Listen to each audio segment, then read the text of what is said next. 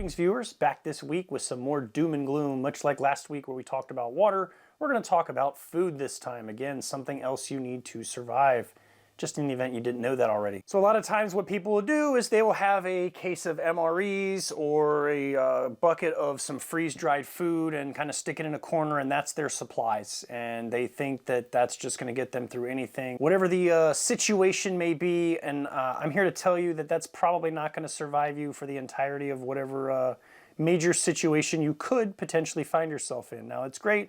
Hurricane comes through, you lose power for a couple days, you have a fallback option, you replenish when it's over, that's great.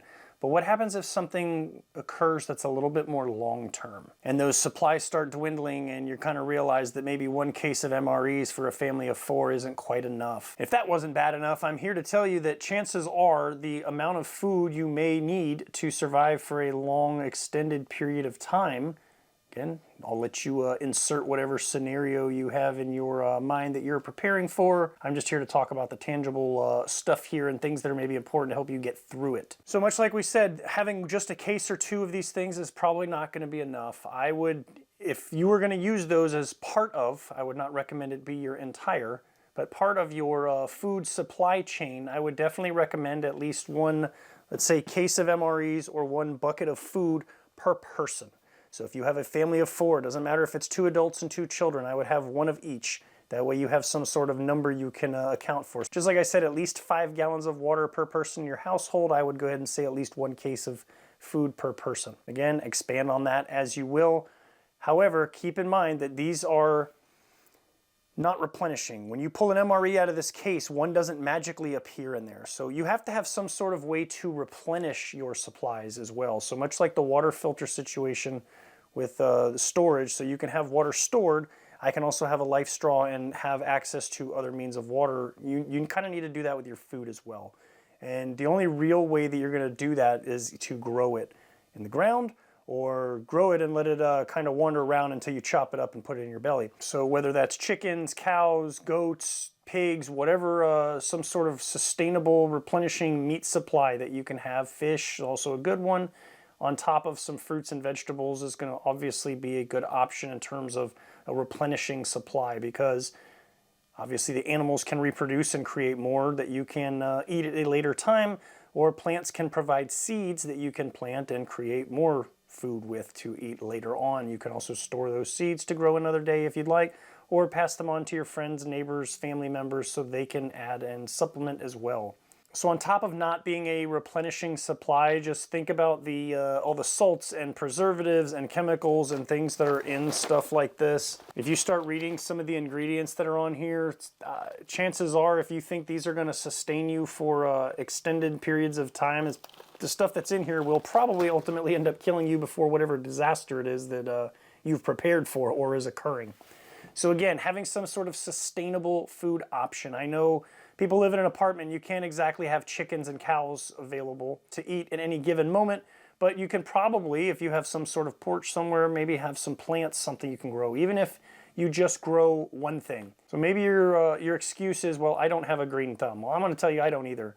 And I've had a lot of trial and error, and I'm still learning and still figuring things out. But I can tell you that if you're starving and things are bad, simply saying, well, I didn't have a green thumb probably isn't going to make your stomach feel any better. So start simple, just like other stuff I've talked about before.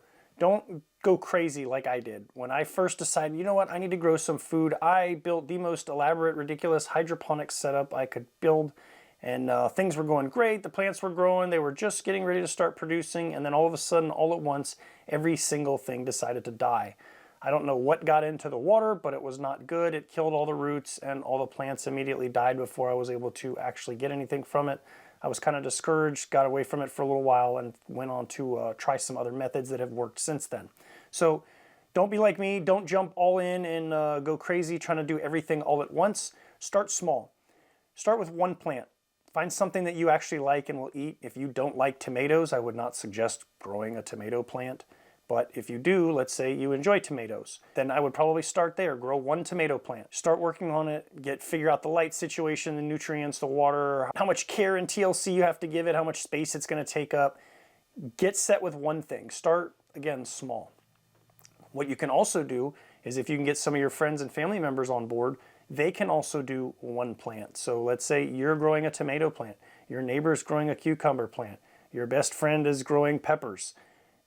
Chances are, once you get good at it and your plant starts producing, it's probably going to make more than you can eat or stomach even. You might get tired of it unless you're doing stuff like canning and storing it that way, or turning it into something like, let's say you're turning your tomatoes into sauces and storing them. What you do is you take some of those extra tomatoes you're not using and you give them to your friend, you give them to your neighbor. You guys can kind of trade with each other. You're not doing a huge, big, giant garden, but you have something going where you can kind of help provide for each other and also have a variety of stuff. So sometimes you may have to think out of the box like that. Everything doesn't have to be big and large scale. I have to remind myself of that often.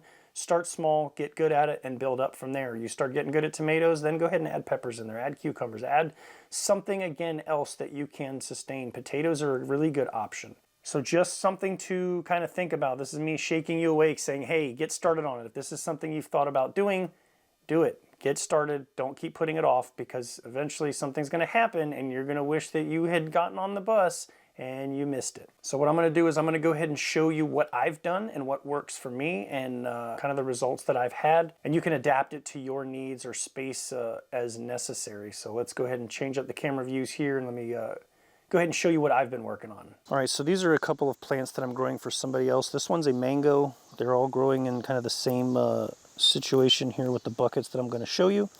So that's a mango plant that's been growing for several months now. This is a lemon tree, getting a little big here. Probably going to be time to put in the ground soon. And then I've got another mango tree over here in a larger bucket. So you can see this one's kind of double wide as compared to the thinner one there. All right, so this is a mango that I just took out of one of the bucket systems and I put in the ground. It started to kind of, again, outgrow its habitat a little bit, so it's now outside with a little bit of support. So I'm going to go ahead and show you the bucket that this came out of and how that system operates. All right, so like I said, this is the bucket system that mango tree that is currently in the ground that I last showed you came out of. Like I said, it outgrew its home, so let me go ahead and show you what I've done and what I've found works best for me. I did not invent this system. I've seen other people use it, and it is what I have found to bring me the most success in growing pretty much anything I put in it. So what we have two buckets that are stacked.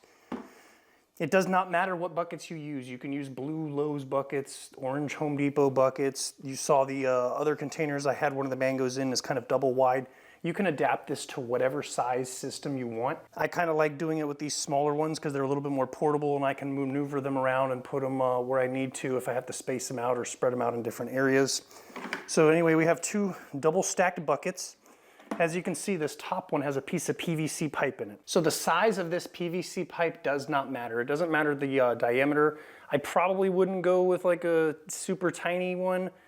I believe this is 3/4 inch, but again, as long as you have enough surface area to pour water down in here, what this pipe does is it goes down through this top bucket and it comes out the bottom.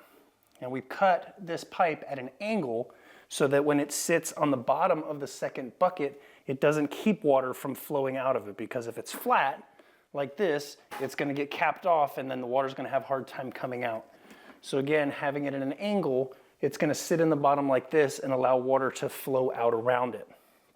You can also see in here I have what's called a net cup. These are generally used for hydroponics a lot of times, but these are not necessary. What I've seen people do with this system is cut a smaller hole and take like an old t-shirt that's clean, obviously, and use that and just shove it through so that it sits down in the bottom bucket and then has some up top, because essentially all we need is we need something to wick water from the bottom bucket into the dirt that's in the top bucket.